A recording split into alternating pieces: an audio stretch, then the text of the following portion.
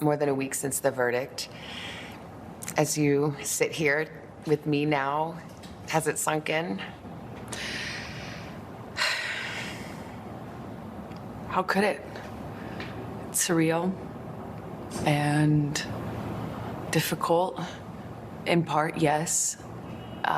This has been a long time coming. Do you stand by your testimony and your accusations against Johnny Depp about abuse? Of course, to my dying day, will stand by every word of my testimony. I think vast majority of this trial was played out on social media. I think that this trial is an example of that gone haywire, gone amok, and the jury is not immune to that. You think the jury saw it?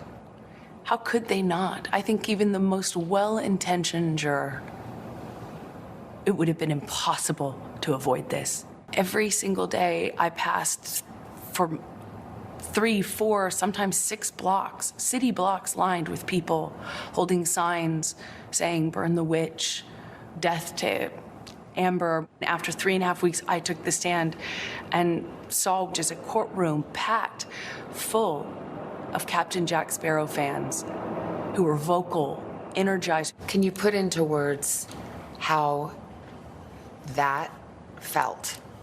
This was the most humiliating and horrible thing I've ever been through. I have never felt more removed from my own humanity. I felt less than human. Let's go back to the day of the verdict. Were you feeling confident?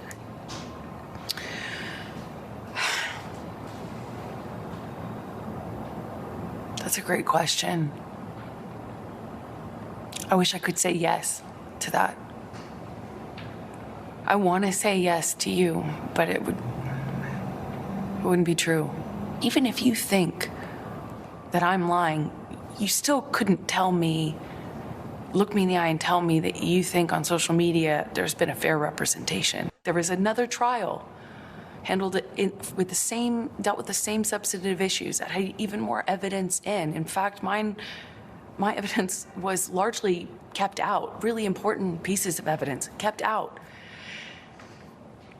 Done differently, handled differently by a judge instead of a jury. Some evidence is admissible in a UK court that is not admissible in a US court.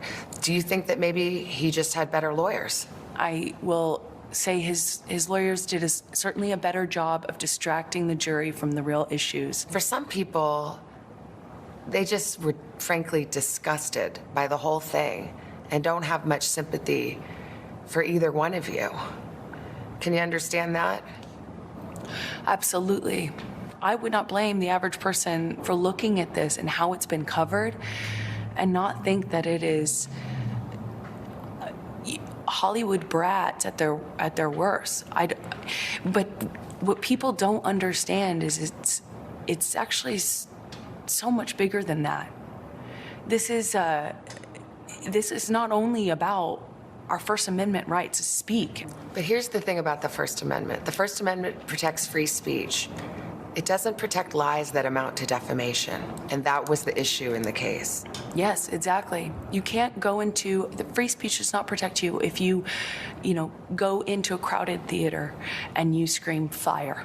We get the concept of free speech from the Greeks. My understanding of what that means is not just the freedom to speak. It's a freedom to speak truth to power. But truth is the word. Yes. And that was the issue. And that's all I spoke. And I spoke it to power, and I paid the price. In the closing arguments, the Depp lawyer called your testimony the performance of a lifetime and said you were acting. What do you say to that? Says the lawyer for the man who convinced the world he had scissors for fingers.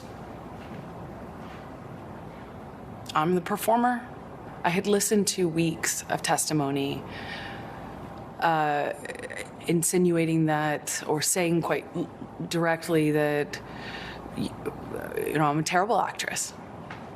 So I'm a bit confused how I could be both. The Depp team argued that you were the abuser, that you instigated physical violence. Did you? I never had to instigate it. I responded to it. When you're living in violence and it becomes normal, as I testified to, you have to adapt. You say you were responding, but there is evidence. There are tapes in which you acknowledge hitting. There are tapes in which you say, I started the fight. I know much has been made of these audio tapes. They were first leaked online after being edited.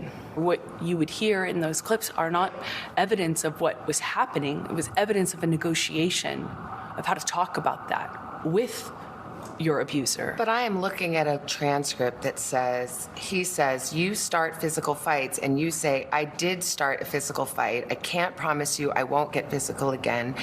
I mean, this is in black and white. I understand context. But you're testifying and you're just telling me today, I never started a physical fight, and here you are on tape saying you did.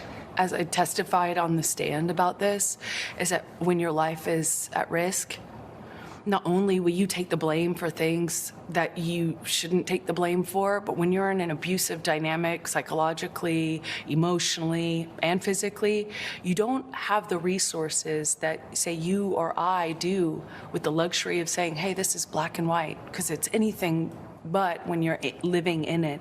But then there are other times, there's another tape where you're taunting him and saying, oh, tell the world, Johnny Depp, I, a man, am a victim of domestic violence. 20-second clips or the transcripts of them are not representative of even the 2 hours or the 3 hours that those clips are excerpt from. Could your side have just put the whole 3 hours in then?